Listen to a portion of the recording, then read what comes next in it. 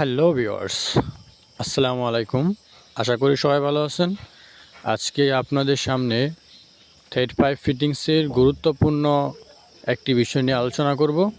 যারা পাইপ ফিটিংসের কাজ করেন তাদের উদ্দেশ্যে বলছি, অনেক সময় দেখা যায় যে অনেকে পাইপ ফিটিংসের কাজ করার সময় কর্নারে যে বিম থাকে, কলাম কেটে তারপরে পাইপ ফিটিং করা হয়। কলাম কেটে যদি আপনারা পাইপ ফিটিং করেন তাহলে এটি একটি মারাত্মক ভুল।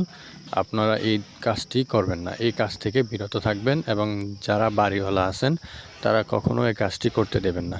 এটি যদি করেন, একটি কলামের দুটি সাইড যদি কেটে ফেলা হয়, কলামটি প্রায় অর্ধেক পঙ্গু হয়ে যায়। ভাঙা হাত আর আস্ত হাতের পার্থক্য তো আপনারা জানেন।